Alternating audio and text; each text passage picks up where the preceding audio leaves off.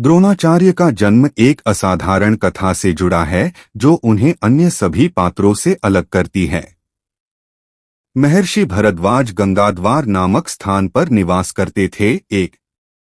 एक दिन जब वे गंगा में स्नान करने गए तो वहां उन्होंने अप्सरा घृताची को नग्न अवस्था में स्नान करते देखा। इस दृश्य को देखकर महर्षि भरद्वाज कामावेश में आ गए और उनका वीर्यपात हो गया। उन्होंने अपने वीर्य को एक द्रोण कलश पात्र में एकत्रित किया। इसी वीर्य से द्रोणाचार्य का जन्म हुआ, जिसके कारण उनका नाम द्रोण अर्थात कलश से उत्पन्न हुआ पड़ा। शिक्षा और प्रारंभिक ज्ञान। द्रोणाचार्य का बचपन महर्षि भरद्वाज के आश्रम में बीता, जहां उन्होंने चारों वेदों, वेदांगों, अस्त्र शस्त्र विद्या और आयुर्वेद का गहन अध्ययन किया। वे अत्यंत मेधावी और तपस्वी बालक थे। इसी आश्रम में उनकी मित्रता प्रशत नामक राजा के पुत्र द्रुपद से हुई। दोनों ने साथ में शिक्षा प्राप्त की और उनमें प्रगाढ़ मैत्री हो गई। युवावस्था में द्रुपद ने द्रोण से वचन दिया कि जब वह पांचाल का राजा बनेगा तो आधा राज्य द्रोण को समर्पित करेगा। परशुराम से दिव्य शिक्षा। महेंद्र पर्वत की यात्रा।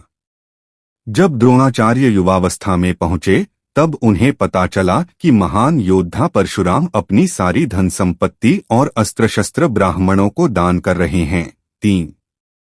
द्रोण तुरंत महेंद्र पर्वत पर परशुराम के पास पहुंचे, परंतु तब तक परशुराम अपना सारा धन दान कर चुके थे। हालांकि उन्होंने द्रोण को अपनी सारी अस्त्र विद्या, ब्रह्मास्त्र और दिव्यास्त्रों की विद्या दी।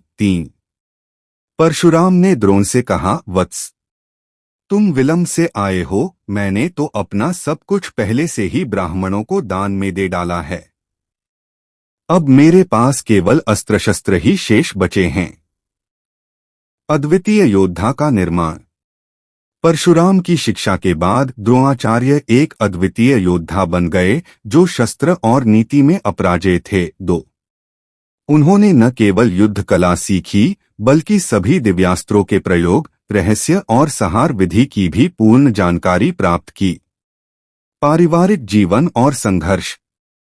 विवाह और संतान। परशुराम से शिक्षा प्राप्त करने के बाद द्रोणाचार्य का विवाह कृपाचार्य की बहन कृपि से हुआ। यह विवाह दो महान गुरुओं के परिवारों का मिलन था। कृपि से उनका एक पुत्र हुआ जिसका नाम अश्वत्थामा रखा गया। जन्म के समय इस बालक के कंठ से अश्व की भांति हिनहिनाने की ध्वनि निकली थी, इसलिए इसका नाम अश्वत्थामा पड़ा। 4 अश्वत्थामा के मस्तक में जन्म से ही एक अमूल्य मणि विद्यमान थी जो उसे सभी प्रकार के भय से मुक्त रखती थी। दरिद्रता का कष्ट। किसी प्रकार का राजाश्रय प्राप्त न होने के कारण द्रोणाचार्य अपनी पत्नी कृपि और पुत्र अश्वत्थामा के साथ अत्यंत दरिद्रता में जीवन व्यतीत कर रहे थे।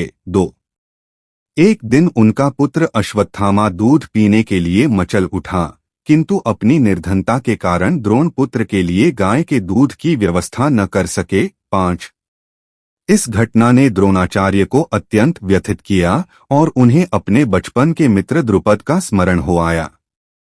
द्रुपद से अपमान प्रतिशोध की शुरुआत। मित्रता का आग्रह। द्रोणाचार्य अपने मित्र द्रुपद से मिलने पांचाल राज्य पहुंचे।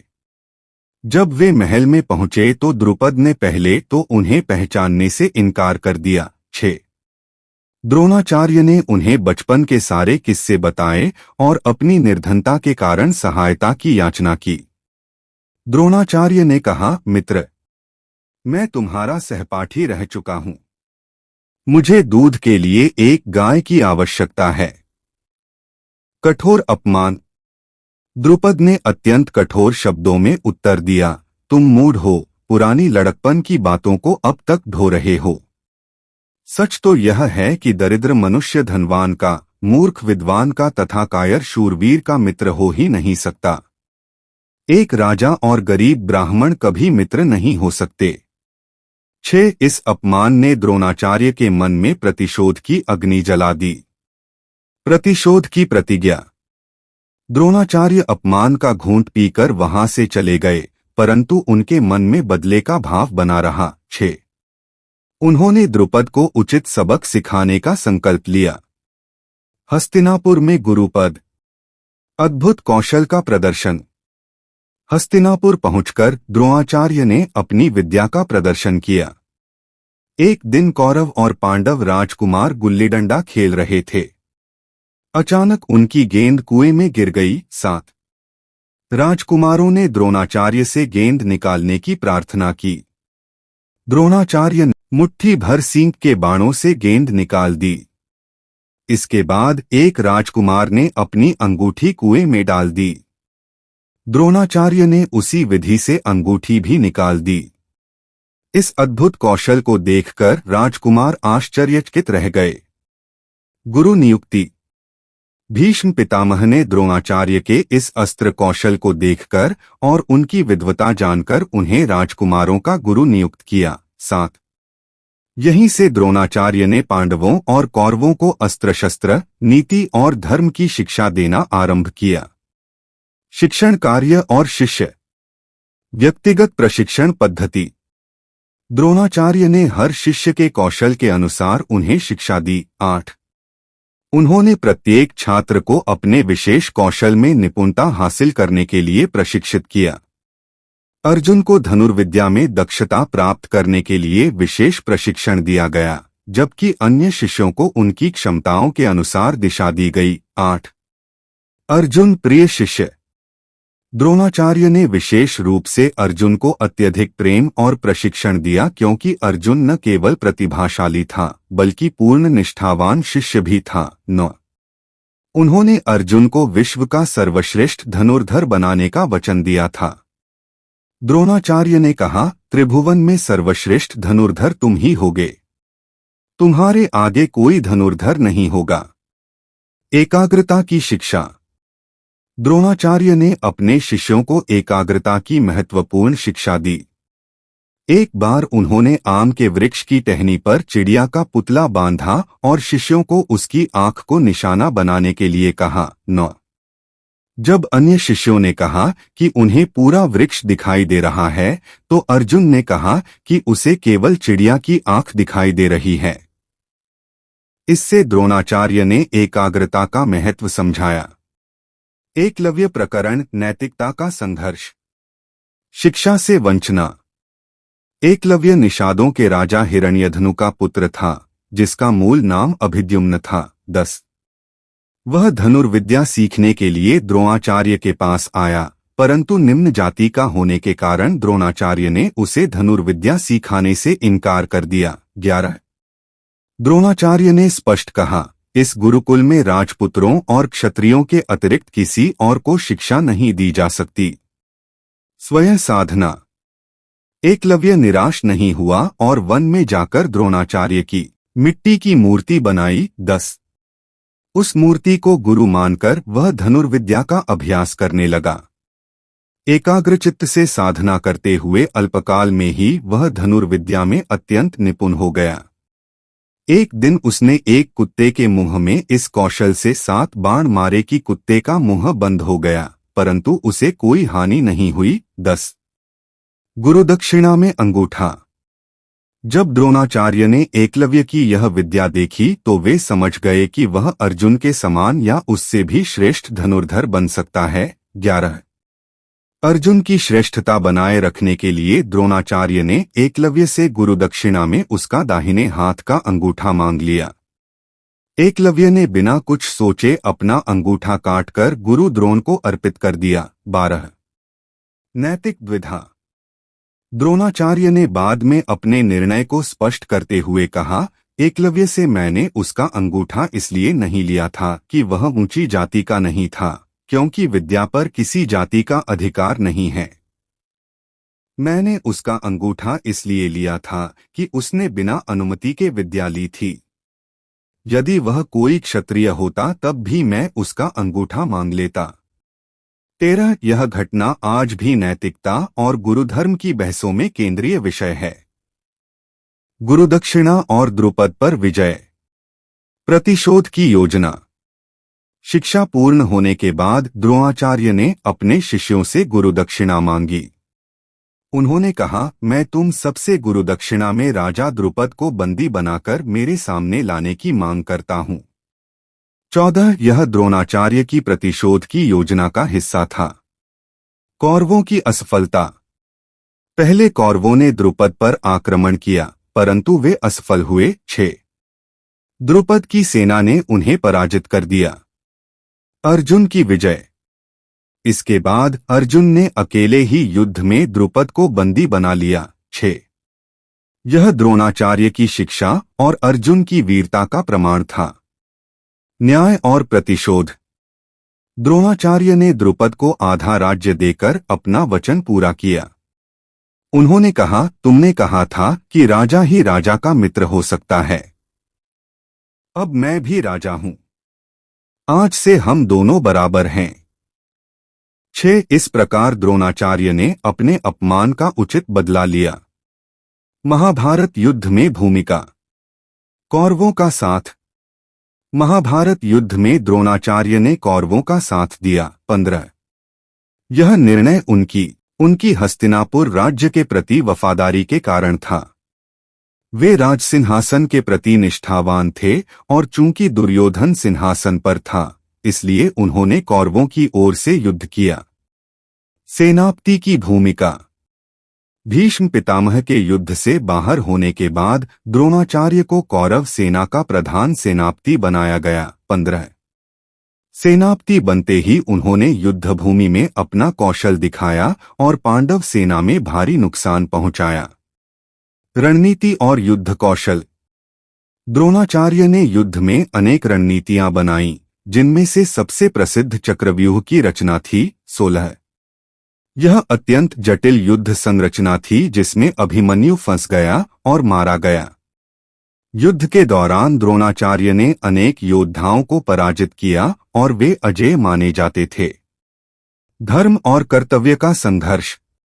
युद्ध के दौरान द्रोणाचार्य के मन में धर्म और कर्तव्य का संघर्ष चलता रहा। 8 एक ओर वे अपने प्रिय शिष्यों पांडवों से युद्ध कर रहे थे, दूसरी ओर राज्य के प्रति उनका धर्म था। यह द्विधा उनके चरित्र की जटिलता को दर्शाती है। मृत्यु, छल और शोक। अजेयता की चुनौती। युद्ध के 15वें दिन द्रोणाचार्य द्वारा पांडव सेना की भारी हानि को देखकर श्री कृष्ण ने युधिष्ठिर को समझाया कि द्रोणाचार्य को सीधे युद्ध में पराजित करना असंभव है। 17 कृष्ण ने कहा, यदि द्रोणाचार्य को यह पता चल जाए कि अश्वत्थामा मारा गया है, तो वे जीवन में रुचि खो देंगे और अपने शस्त्र त्याग देंगे। छल की योजना। इस योजना के अनुसार भीम ने अवंतिराज के अश्वत्थामा नामक हाथी का वध किया। 17 युद्ध क्षेत्र में यह बात फैला दी गई कि अश्वत्थामा मारा गया। जब यह बात द्रोणाचार्य के कानों तक पहुंची तो वे अत्यंत व्याकुल हो गए। युधिष्ठिर का अर्धसत्य। द्रोणाचार्य ने युधिष्ठिर के पास जाकर पूछा, क्या सच में अश्वत्थामा की मृत्यु हो गई है? युधिष्ठिर ने उत्तर दिया, अश्वत्थामा मारा गया, परंतु फिर धीरे से कहा, परंतु हाथी। जब युधिष्ठिर ने परंतु हाथी कहा, उसी समय कृष्ण ने शंखनाद किया जिससे द्रोणाचार्य को पूरी बात सुनाई नहीं दी। 18 शोक और शस्त्र त्याग। अपने पुत्र की मृत्यु की खबर सुनकर द्रोणाचार्य अत्यंत दुखी हुए। उन्होंने तुरंत अपने सभी शस्त्र जमीन पर रख दिए और शोक में डूबकर ध्यान की मुद्रा में बैठ गए। यह एक पिता का पुत्र के प्रति प्रेम था जो उनकी योद्धा प्रकृति पर भारी पड़ गया। धृष्टद्युम्न द्वारा वध। जब द्रोणाचार्य निहत थे और शोकमग्न अवस्था में थे, तभी द्रुपद के पुत्र धृष्टद्युम्न ने तलवार से उनका सिर धड़ से अलग कर दिया। 15 धृष्टद्युम्न का जन्म ही द्रोणाचार्य के वध के लिए हुआ था। राजा द्रुपद ने अपने अपमान का बदला लेने के लिए विशेष यज्ञ कराया था, जिसकी अग्नि से धृष्टद्युम्न का जन्म हुआ था। विरासत और सम्मान। गुरु शिष्य परंपरा के प्रति। द्रोणाचार्य केवल एक योद्धा नहीं थे, बल्कि वे एक ऐसे गुरु थे जिनकी शिक्षाएं आज भी प्रासंगिक हैं। 8 उनकी विद्वता, शौर्य, निष्ठा और नीति आज भी भारतीय संस्कृति में आदर्श मानी जाती है। वे गुरु शिष्य परंपरा के सर्वोत्तम उदाहरण हैं। द्रोणाचार्य पुरस्कार। उनकी स्मृति में भारत सरकार द्वारा 1985 में द्रोणाचार्य पुरस्कार की स्थापना की गई। 19 यह पुरस्कार हर वर्ष खेलों में सर्वश्रेष्ठ कोच को दिया जाता है। इस पुरस्कार में द्रोणाचार्य की कांस्य प्रतिमा, प्रमाण पत्र और 10 लाख रुपए, नियमित श्रेणी या 15 लाख रुपए, लाइफटाइम श्रेणी का नकद पुरस्कार दिया जाता है। 19 आधुनिक प्रासंगिकता। द्रोणाचार्य की शिक्षण पद्धति आज भी प्रासंगिक है।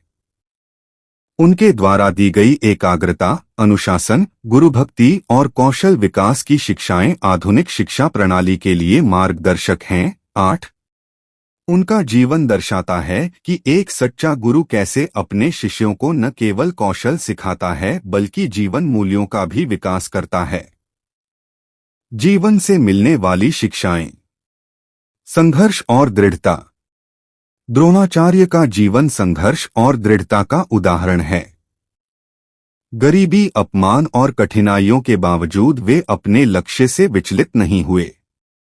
उनके जीवन से यह सीख मिलती है कि कठिन परिस्थितियों में भी धैर्य और साहस बनाए रखना चाहिए। 8 गुरुधर्म और नैतिकता।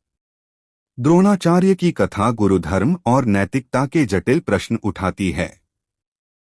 एकलव्य के साथ उनका व्यवहार और युद्ध में उनकी भूमिका दर्शाती है कि कभी-कभी व्यक्तिगत स्नेह और सामाजिक कर्तव्य के बीच संतुलन बनाना कठिन होता है। ज्ञान और शक्ति का उपयोग। द्रोणाचार्य के जीवन से यह शिक्षा मिलती है कि ज्ञान और शक्ति का सही उपयोग अत्यंत महत्वपूर्ण है। उनकी कथा आदर्शों की गाथा है और द्रोणाचार्य पुरस्कार प्रेरित करता है।